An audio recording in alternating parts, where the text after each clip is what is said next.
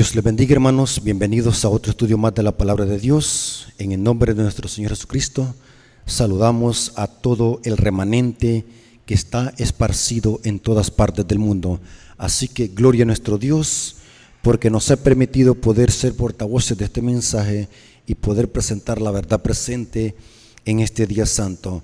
Así que antes de iniciar, queremos invocar la presencia del Espíritu Santo, ya que sin el Espíritu Santo es imposible poder interpretar la palabra de Dios. Así que vamos a orar. Bendito Señor que estás en el cielo, santificado sea tu nombre. Gracias porque nos permites en este momento especial de día santo poder presentar tu palabra. Danos discernimiento a través de tu Espíritu Santo para que nos ayude a interpretar esa palabra santa que inspiraste a los profetas. Quédate con nosotros a través de este estudio. Te lo suplicamos en el nombre de Jesús. Amén. Ok, hermanos, ¿de qué se trata el estudio? Vamos a hacer un análisis a grandes rasgos de las 7 bienaventuranzas que encontramos en el libro de Apocalipsis. Son 7 bienaventuranzas, no hay más. ¿Por qué 7? En la Biblia, especialmente las profecías de Apocalipsis, el 7 es un número muy prominente, representa la perfección de Dios, representa que Dios es nuestro creador y que solamente Él merece la adoración. En el libro de Apocalipsis encontramos 7 iglesias, 7 sellos, 7 trompetas, 7 candelabros de oro. Y en muchos pasajes de la Biblia encontramos cómo el número 7 sobresale. Hay muchos pasajes bíblicos donde presenta de que el número 7 representa plenitud y perfección, mientras que el número 6 significa o representa imperfección. El hombre fue creado en el 6º día. El 6 es bueno cuando le sigue al 7. Dios creó al hombre en el 6º día para que el hombre reposara el 7, el 7º día. Cuando el hombre se centra en el 7, o sea, adorando a Dios en el 7º día, está reconociendo que Dios es el único creador y redentor. Mientras que el 6 representa el hombre concentrado en sí mismo. Por eso es que en Apocalipsis 13:18 el número 6 es número de hombre. Ahora, en Apocalipsis encontramos 7 bienaventuranzas. ¿Qué significa bienaventurado o bienaventuranza? Esta palabra se origina de 2 vocablos, uno griego y el otro hebreo. En el griego es makarios y en el hebreo es esher. Bienaventurado, que se podría traducir dichoso o feliz o felicidad.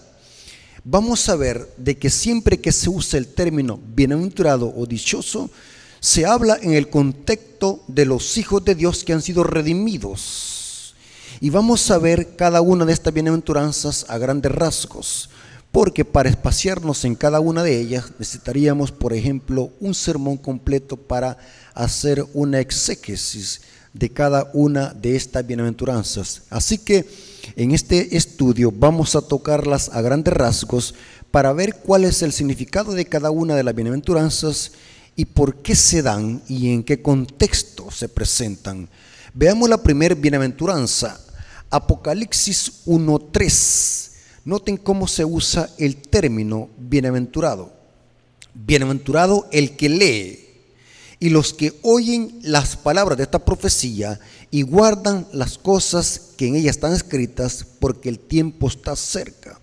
En otras palabras, dichoso son aquellos que leen las profecías en público.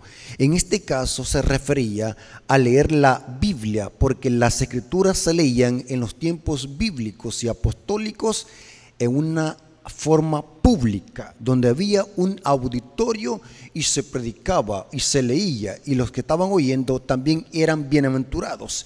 En ese contexto Juan dice, son bienaventurados aquellos que oyen y leen las palabras de esta profecía, especialmente las que están contenidas en el libro de Apocalipsis, porque el tiempo está cerca. ¿Cuál tiempo? Al analizar todo el libro de Apocalipsis, del tiempo que se refiere aquí es del tiempo del cierre de la puerta a la gracia en conexión con la segunda venida de Cristo.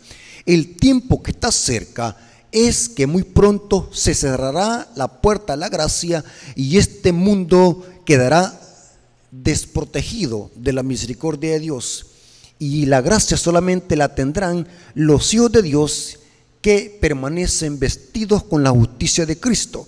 Pero dice el Apocalipsis como introducción: son bienaventurados aquellos que leen y escuchan las palabras contenidas en el libro de Apocalipsis. Son dichosos. Por eso es que la iglesia adventista en esta etapa de la historia tiene que estar proclamando las profecías de Daniel y Apocalipsis, porque los que escuchan este mensaje y los que leen estas profecías son bienaventurados. Esa es la primera manera o forma en que se menciona el término bienaventurado en el libro de Apocalipsis. Ahora leamos la segunda bienaventuranza. La segunda bienaventuranza la encontramos en Apocalipsis 14:13. Y noten en qué contexto y modismo se usa el término Macarius. Apocalipsis 14:13 dice lo siguiente el profeta: oí una voz que del cielo me decía, escribe. Noten que es importante esto porque hay que escribirlo, hay que registrarlo. Escribe, bienaventurados, o sea, Macarius, bienaventurados los que de aquí en adelante, los muertos que mueren en el Señor. Sí, dice el Espíritu. En otras palabras, yo apoyo, yo estoy de acuerdo, dice el Espíritu. Descansarán de sus trabajos porque sus obras con ellos siguen.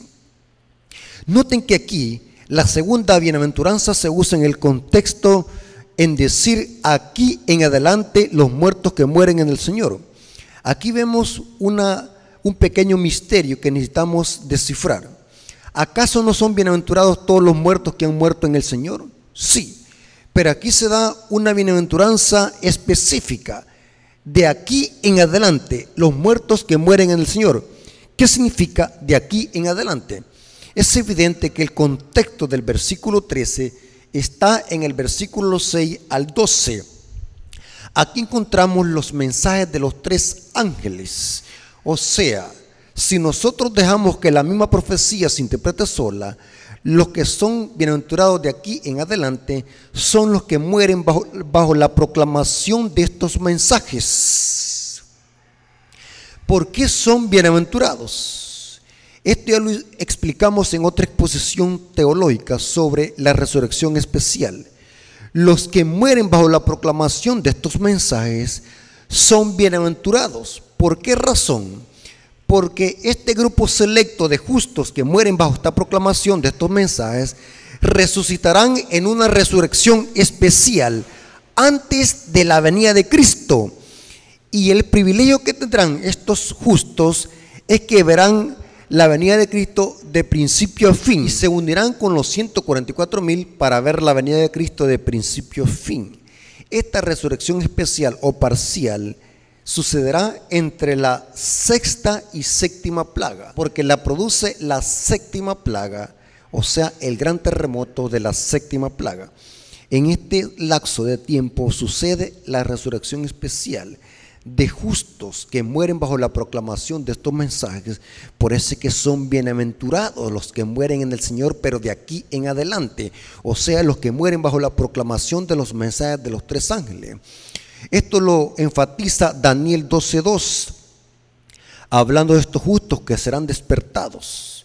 Daniel 12:2 dice: y muchos de los que duermen en el polvo de la tierra serán despertados, unos para vida eterna y otros para vergüenza y confusión perpetua, porque en esta resurrección especial que sucede mucho antes de la venida de Cristo, resucitan estos justos que murieron bajo la proclamación de los mensajes de los tres ángeles y un grupo selecto de impíos que Apocalipsis 1:7 le llama los que le traspasaron. Estos impíos resucitan para ver la venida de Cristo de principio a fin, pero vuelven a morir con el resplandor de la venida de Cristo para poder resucitar en la segunda resurrección después de los 1000 años, donde les corresponde resucitar. En esta resurrección especial, los impíos solamente resucitan para ver la venida de Cristo, mientras que los justos que resucitan en esta resurrección especial se unen con los 144,000 para ver la venida de Cristo de principio a fin. Muchos adventistas desconocen este tema, pero este tema está más que claro en las profecías del Apocalipsis, porque muchos de los que duermen, ¿cuál es el contexto? En el levantamiento de Miguel sucede esta resurrección especial.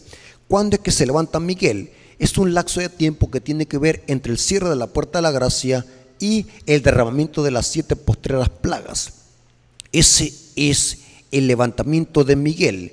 O sea que la resurrección especial sucede entre la sexta y séptima plaga. Y resucitan muchos, no todos. Apocalipsis 1:7 dice: he aquí viene con las nubes, y todo ojo le verá, y los que le traspasaron, y todos los linajes de la tierra harán lamentación por él, sí, amén. Noten que para que los que le traspasaron lo vean, que fue Herodes, Pilato, Anás y Caifás, y un grupo selecto de impíos, Elena de White le llama a los enemigos más encarnizados del pueblo de Dios, resucitan solamente para ver la venida de Cristo y morir nuevamente con el resplandor de la venida de Cristo para resucitar después de los 1000 años. Aquí dice, los que le traspasaron, y es evidente que aquí se refiere a la segunda venida de Cristo. Pero el énfasis de la segunda bienaventuranza es que los que mueren bajo la proclamación de estos mensajes son bienaventurados, porque tendrán el privilegio de ver la venida de Cristo de principio a fin y se unirán con los 144,000. O sea, que todos los que murieron desde 1844 hasta el cierre de la puerta de la gracia tendrán que resucitar en esta resurrección especial o parcial. O sea, ningún adventista resucitará en la resurrección total de justos que habla Pablo en 1 Tesalonicenses 4:13 al 18. Si alguien de los hijos de Dios que mueren bajo la proclamación de estos mensajes, tendrán que resucitar en esta resurrección especial que habla Daniel 12:2 y Apocalipsis 1:7. Y son bienaventurados estos justos. Esto lo corrobora Elena de White en el conflicto de los siglos, página 621. Noten cómo dice: esto sucede entre la sexta y séptima plaga, o sea, es el gran terremoto de la séptima plaga. Los sepulcros se abren, y muchos de los que duermen en el polvo de la tierra serán despertados, unos para vida eterna y otros para vergüenza y confusión perpetua. Y se cita Daniel 12:2. Todos los que murieron en la fe del mensaje del tercer ángel salen glorificados de la tumba para oír el pacto de paz que Dios hace con los que guardan su ley, los que le traspasaron. Y cita Apocalipsis 1:7, los que se mofaron y se rieron de la agonía de Cristo y los enemigos más acérrimos de su verdad y de su pueblo son resucitados para mirarle en su gloria y para ver el honor con que serán recompensados los fieles y obedientes. Esto sucede antes de la venida de Cristo, porque la resurrección total de justos que habla Pablo, esto sucede cuando Cristo está en el aire, mientras que esta resurrección especial es antes de la venida de Cristo y sucede entre la sexta y séptima plaga, una resurrección especial de justos que resucitan para ver la venida de Cristo y unirse con los 144,000. Noten lo que dice el comentario bíblico adventista sobre Daniel 12:2. Una resurrección especial precede al segundo advenimiento de Cristo. Todos los que hayan muerto en la fe del mensaje del tercer ángel se levantarán en esa ocasión. Además, los que contemplaron burlonamente la crucifixión de Cristo y los que se opusieron más violentamente al pueblo de Dios serán sacados de sus tumbas para ver el cumplimiento de la promesa divina y el triunfo de la verdad. Y el comentario bíblico adventista cita Conflicto de los Siglos, página 695, la cita que les leí anterior, pero yo la tomé de la APS de Elena R. White en la app que se usa en los dispositivos, pero es el mismo párrafo. Es interesante que la segunda bienaventuranza se menciona en el contexto de los que mueren bajo la proclamación de los mensajes de los tres ángeles, porque resucitarán en una resurrección especial. Ahora, veamos la tercera manera en que se usa el término Macarius, bienaventurado. Esto lo encontramos en Apocalipsis 16:15. Y dice: he aquí yo vengo como ladrón, bienaventurado el que vela y guarda sus ropas para que no ande desnudo y vean su vergüenza. Noten que aquí se dice que son bienaventurados aquel que vela y guarda su ropa para que no ande desnudo. Venir como ladrón aquí es la forma sorpresiva en que se cierra la puerta de la gracia, y los que están vestidos con la justicia de Cristo son bienaventurados. Y ese día no los va a encontrar durmiendo. Por eso es que dice velad, estar vestidos con la justicia de Cristo. Y los que estén vestidos con esa justicia de Cristo, antes de que se cierre la puerta de la gracia, son bienaventurados, porque ese día vendrá como ladrón en la noche. O sea que el día que viene como ladrón a la medianoche no es precisamente la segunda venida de Cristo, sino que es el cierre de la puerta de la gracia, porque los que salgan exentos de ese juicio antes de que se cierre la puerta de la gracia estarán preparados para ver la pronta venida de Cristo por segunda vez con poder y gloria. O sea que técnicamente los justos tienen que prepararse para el cierre de la puerta de la gracia, y la mejor forma es estar vestidos para no andar desnudo. Por eso es que son bienaventurados. Noten esta cita de Eventos de los Últimos Días, página 195, párrafo 4, y el párrafo 5 dice: el fin del tiempo de gracia vendrá repentinamente e inesperadamente, cuando menos se lo espere. Pero podemos hoy tener un registro limpio en el cielo y saber que Dios nos acepta. Pero ¿cómo vamos a demostrar que hemos sido aceptados por Cristo? Si estamos vestidos con la justicia de Cristo. Por eso es que los hijos de Dios son bienaventurados. Y sigue diciendo el párrafo 5: cuando quede concluida la obra del juicio investigador, quedarán también decidida la suerte de todos para vida o para muerte. El tiempo de gracia terminará poco antes que el Señor aparezca en las nubes del cielo. Y los que estén preparados para ese día son bienaventurados, son macarios. Los que estén vestidos con la justicia de Cristo estarán vivos y estarán fieles en un mundo de conflicto y rebelión, cuando se desaten los juicios de Dios sobre esta tierra y se desarrolle la gran batalla del Armagedón. Inclusive ese es el contexto en que se hace el interludio en Apocalipsis 16. Es una interrupción que se hace por el mismo Cristo en Apocalipsis 16:15. Se habla de las plagas, pero de repente se hace esta interrupción.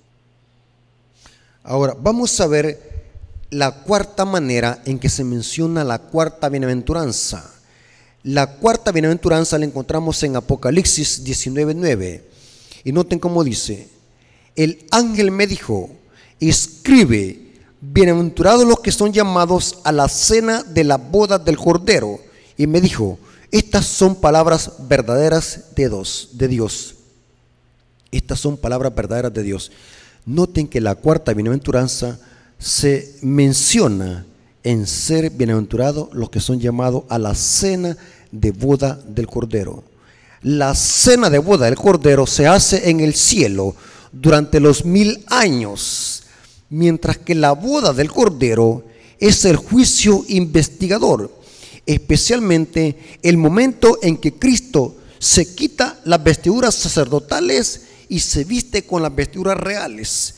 Ese cambio de vestimenta en las profecías se le llama la boda del Cordero, especialmente un aspecto que tiene que ver con el juicio investigador.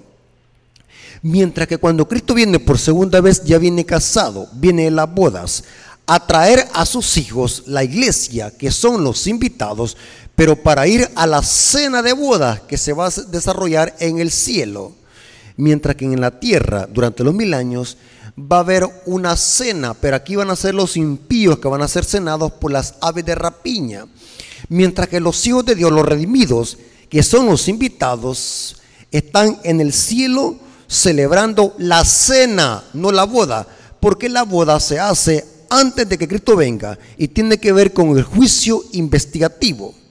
Es interesante lo que dice el Conflicto de los Siglos, página 422, sobre este aspecto.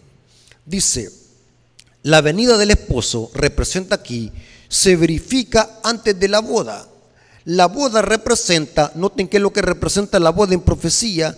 La boda representa el acto de ser investido Cristo con la dignidad del rey. La ciudad santa, la Nueva Jerusalén, que es la capital del reino y lo representa, se llama la novia, la esposa del Cordero. El ángel dijo a San Juan: ven acá y te mostraré la novia, la esposa del Cordero. A nosotros se nos ha dicho que la esposa del Cordero es la iglesia. Esto es un error que nos han enseñado por muchos años. Es cierto que la iglesia, en lenguaje metafórico y figurado, se puede deducir que es la esposa de Cristo en lenguaje figurado y metafórico, pero en profecías apocalípticas, la esposa de Cristo es la Nueva Jerusalén. Y dice: ven acá y te mostraré la novia, la esposa del Cordero.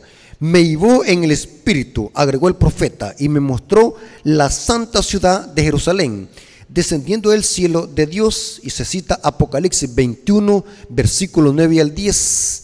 Y dice: salta pues a la vista la esposa, que representa la ciudad santa. Y las vírgenes que van al encuentro del esposo representan a la iglesia. En el Apocalipsis, noten, estamos hablando de la cuarta bienaventuranza. En el Apocalipsis, al pueblo de Dios lo constituyen los invitados a la cena de bodas. Estos son los bienaventurados. Y se cita Apocalipsis 19:9. Si son los invitados, no pueden representar también la esposa. Cristo, según el profeta Daniel, recibirá del anciano de días en el cielo el dominio, la gloria, el reino. Recibirá la Nueva Jerusalén, la capital de su reino, preparada como una novia engalanada para su esposo. Y se cita Daniel 7:14 y Apocalipsis 21:2. Después de recibir el reino, vendrá en su gloria como Rey de Reyes y Señor de Señores. Noten que después de terminar el juicio y se cierra la puerta de la gracia, Cristo viene por segunda vez como Rey de Reyes y Señor de Señores para redimir a los suyos, que se sentarán con Abraham e Isaac y Jacob en su reino. Y se cita Mateo 8:11 y Lucas 22:30 para participar de la cena de las bodas del Cordero. En este contexto se menciona la cuarta bienaventuranza. Bienaventurados los que son llamados a la cena de boda del Cordero. Noten cómo dice el comentario bíblico adventista sobre Apocalipsis 19:7.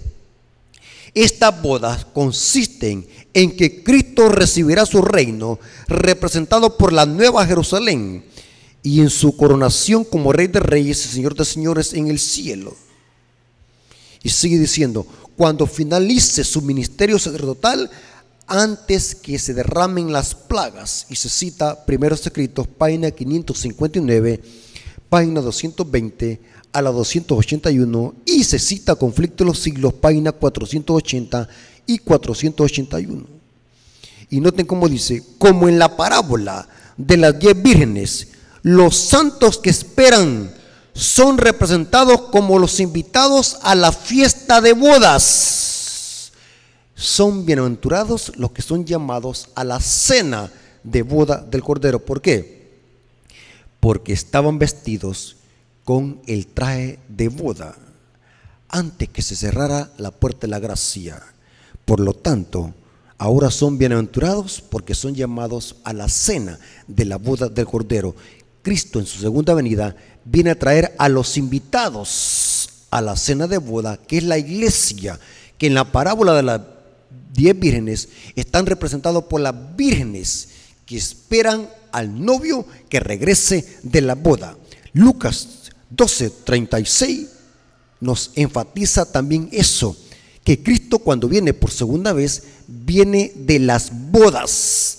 atraer a los invitados, que es la iglesia, no la esposa, la iglesia es la invitada, para ir a la cena de boda.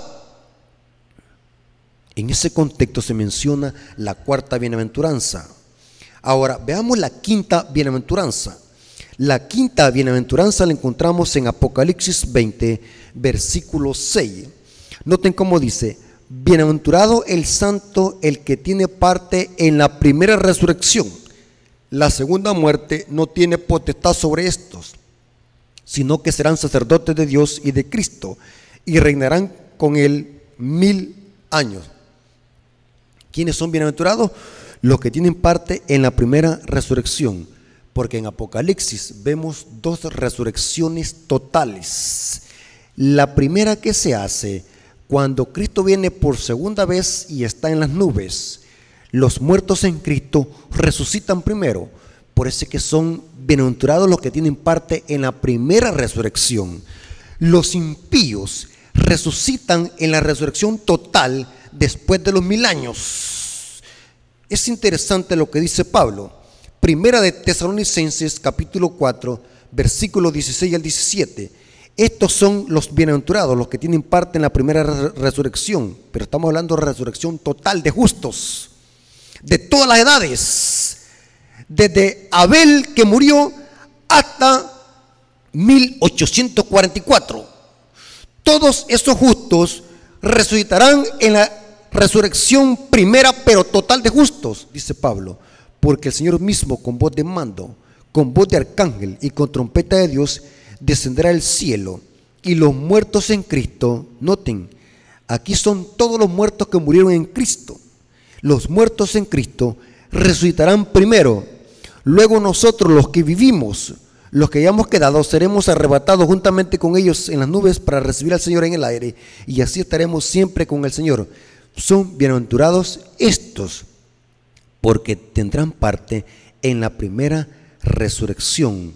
Los justos que mueren desde Abel hasta 1844 resucitarán en la resurrección primera y total de la que habla Pablo, mientras que los impíos resucitan después de los 1000 años en la segunda resurrección total de impíos. Ahora vamos a ver la sexta bienaventuranza.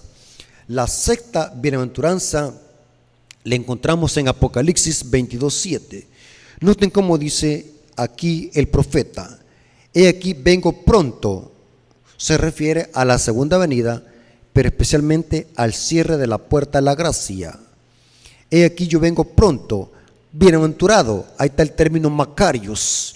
Bienaventurado el que guarda las palabras de esta profecía, de este libro. Guardar. Este es un término muy conocido para los hebreos. Guardar es obedecer, guardar en el corazón. Esta es una referencia que viene de Proverbios capítulo 3, versículo 1 al 4. ¿Qué significa guardar? Hijo mío, no te olvides de mi ley y tu corazón guarde mis mandamientos. La expresión guardar significa obedecer, oír, asimilar, guardar y obedecer la palabra. Eso significa el que guarda la palabra de esta profecía, de este libro. O sea que el que vela y obedece lo que Dios dice en este libro, especialmente el libro de Apocalipsis. Y dice el sabio Salomón: y en tu corazón guarda mis mandamientos, porque largura de días y años de vida y paz te aumentarán. Nunca se aparten de ti la misericordia y la verdad. Átalos a tu cuello, escríbelas en la tabla de tu corazón, y hallaréis misericordia y verdad. Átalas en tu cuello. Y dice, y buena opinión ante los ojos de Dios y de los hombres hallarás. Tremendo. Ahora, esa ha sido la sexta bienaventuranza, guardar las palabras de esta profecía. Los que hacen eso son bienaventurados, Macarios. Ahora vamos a ver la última bienaventuranza que se menciona en Apocalipsis. La séptima la encontramos en Apocalipsis 22:14, y dice lo siguiente: bienaventurados los que lavan sus ropas para tener derecho al árbol de la vida y para entrar por las puertas de la ciudad. ¿Quiénes son bienaventurados? Los que lavan sus ropas. Es interesante, hermanos, que este versículo en otras versiones se traduce de diferente manera. Alguien puede decir, ¿qué significa lavar ropas? Esto es un término simbólico, no está hablando literal. Lavar ropas en la sangre del Cordero. Vemos que también vemos esta referencia cuando se usa para los 144,000 que salen victoriosos de la gran tribulación. Estos son los que lavan sus ropas en la sangre del Cordero. Aquí se usa el mismo término, los que lavan sus ropas para tener derecho al árbol de la vida y entrar por las puertas de la ciudad. Es interesante, hermanos, lo siguiente. Algunas versiones de Biblia traducen diferente este texto. Muchos manuscritos antiguos traducen lavar ropas, pero otros manuscritos más tardíos traducen el texto de la siguiente manera: bienaventurados los que guardan sus mandamientos. O sea, que lavar ropas en el contexto griego significa guardar los mandamientos. Es una referencia a la justicia de Cristo. Cristo, su justicia, la manifiesta en sus mandamientos. Por eso es que en algunas Biblias aparece lavar ropas, pero en otras Biblias aparece guardar mandamientos. O sea, que los que lavan sus ropas son bienaventurados porque están guardando los mandamientos de Dios. Voy a leerles otra referencia de Biblia donde este texto lo traduce de la siguiente manera. Reina Valera antigua dice lo siguiente: bienaventurados los que guardan sus mandamientos para que su potencia sea en el árbol de la vida. ¿Qué significa lavar ropas? Guardar mandamientos y entren por las puertas de la ciudad. Noten cómo dice esta otra Biblia que está más apegada al griego, versión israelita nazarena. Apocalipsis 22:14 dice: felices, es la misma palabra Macarios, bienaventurado, los que guardan sus mandamientos para que tengan derecho al árbol de la vida y para que entren en la ciudad por las puertas. Noten esta otra cita, código textual hebraico, Apocalipsis 22:14. Este texto traduce qué significa lavar ropas. Benditos los que lavan sus ropas guardando sus mandamientos. Noten que usa ambas palabras o ambos términos, lavar ropas guardando sus mandamientos. Ellos tendrán autoridad sobre el árbol de la vida y tendrán el código de entrada por las puertas de la ciudad.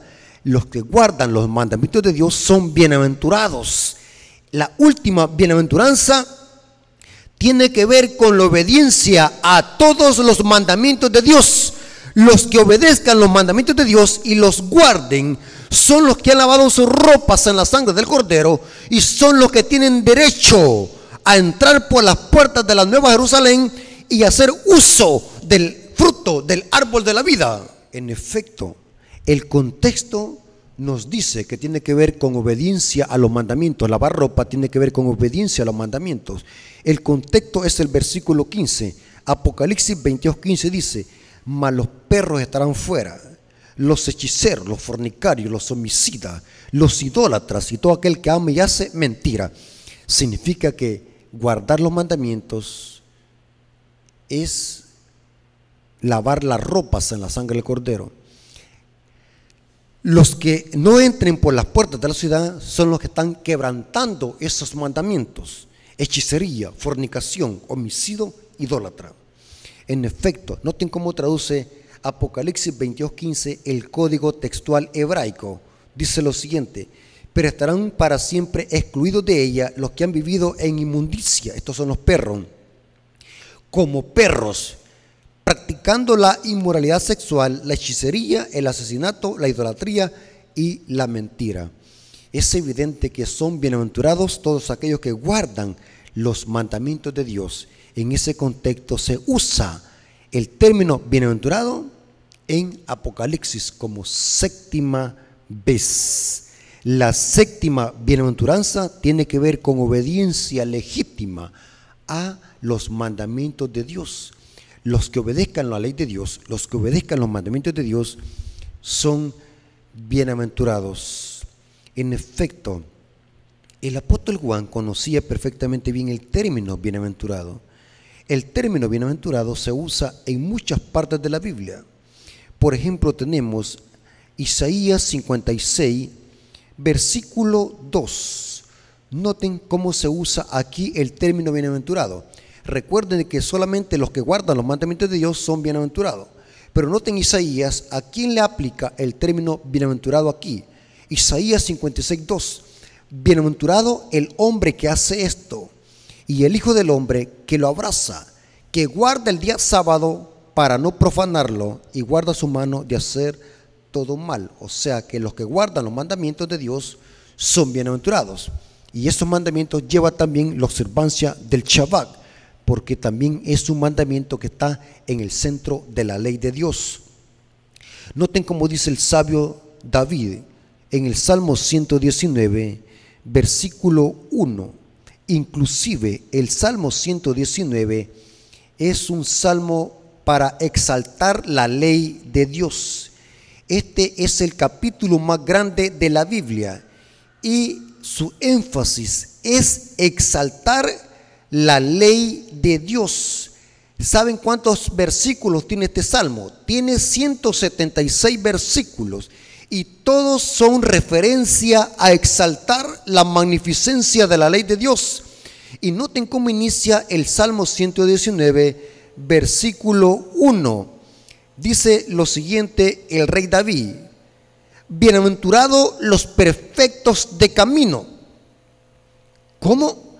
Bienaventurados los perfectos de camino, los que andan en la ley de Jehová.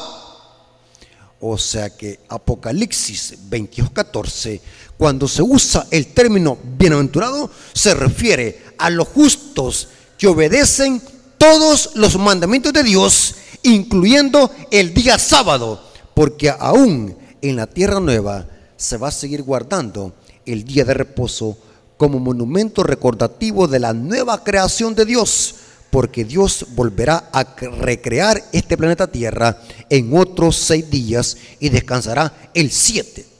Dice Isaías 66, versículo 22 al 23: porque como los cielos nuevos y la nueva tierra que yo hago permanecerán delante de mí, dice Jehová, así permanecerá vuestra descendencia y vuestro nombre, y de mes en mes, porque el árbol de la vida va a dar su fruto cada mes, y de día de reposo, porque el ciclo semanal se mantendrá en la tierra nueva. Habrá un ciclo semanal de 7 días. Vendrán todos a adorar delante de mí, dice Jehová, porque aún en la tierra nueva se mantendrá el ciclo semanal de 7 días, y los redimidos seguirán guardando el Shabbat como monumento recordativo de la nueva creación de Dios. Hermanos, 7 bienaventuranzas que encontramos en Apocalipsis, y esas las acabamos de estudiar. Si nosotros somos fieles, permanecemos en los caminos de Dios, para nosotros son estas 7 bienaventuranzas. Hermanos, Dios nos bendiga, esperando que podamos aferrarnos a estas promesas y hacer para nosotros estas promesas y estas bienaventuranzas, porque son para nosotros. Si perseveramos hasta el fin, hasta que Cristo venga por segunda vez, seremos bienaventurados y nosotros heredamos todas estas promesas contenidas en estas bienaventuranzas. Hermanos, la gloria sea por nuestro Dios, y gracias porque Dios nos permitió poder presentar su palabra en esta ocasión. Vamos a darle gracias a Dios por estas benditas bienaventuranzas que encontramos en Apocalipsis, que estas son promesas para todos aquellos hijos de Dios que perseveren hasta el fin y puedan vencer por la sangre del Cordero, que es Cristo Jesús. Vamos a orar. Señor que estás en el cielo, gracias por tu palabra. Nos hemos dado cuenta de estas 7 bienaventuranzas que encontramos en Apocalipsis, preciosas bienaventuranzas. Gracias por tu amor y tu misericordia. Gracias porque nos has acompañado en este estudio. Bendice a las personas que van a estudiar tu palabra. Bendice a nuestros amigos y hermanos. Dales tu paz y tu bendición a cada hijo tuyo que va a escuchar este sermón y este estudio. Te lo agradecemos en el nombre de Jesús. Amén. Dios me los bendiga, hermanos. Como siempre les decimos, suscríbanse al canal, activen las notificaciones, apoyen este ministerio con sus oraciones y sigan orando para que podamos estar subiendo material sólido en esta plataforma. Nunca vamos a saber, hasta que estemos en el reino de los cielos, cuántas personas se salvaron y conocieron el mensaje a través de una presentación de estas, usando esta plataforma. Así que, hermanos, Dios nos bendiga y que la honra y la gloria sea para nuestro Dios. Amén.